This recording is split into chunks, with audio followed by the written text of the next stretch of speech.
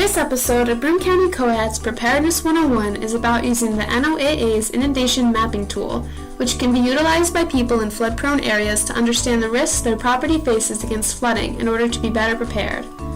For example, you can use the tool to show at what stage of a flood you would be affected or even asked to evacuate your home.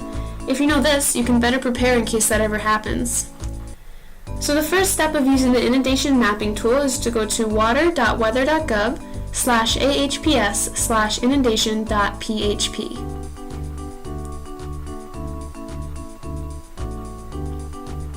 And here you can see what areas across the U.S. have a gauge available for study. I'm going to zoom in on the Broome County area where you can see that there are several gauges specifically around the Susquehanna River. And then I'm going to choose the Binghamton gauge, but depending on where you want to study, you might choose a different one. And unfortunately, if you live in an area in Broome County that's not near these gauges, the tool won't be helpful to you, even if you do live by a river. But once you have clicked on the gauge, you can see the river and the area around it. And now if you want to, you can type in a specific address up here to focus on. For now, I'll just type in the arena in downtown Binghamton. Now when you input your address, this little marker will come up to help you keep your place. And so now that you've decided your location, you can use the tab on the left to mimic different situations.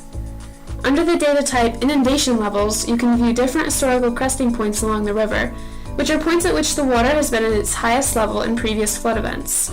Below these options, you can also view the effects that certain water levels would have on the river and surrounding area, and these are categorized into 3 flood stages.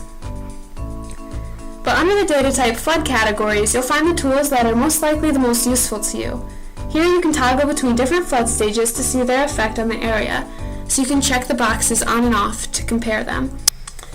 And you can also compare these stages to your chosen location to see if that would be affected under these circumstances. And then finally, you can use the tool to view the data type current or forecast. But unfortunately, the NOAA does not yet have this information available for use, so the first 2 data types will be of most use to you. So as you can imagine, this program has the capability to be very helpful in a wide variety of circumstances.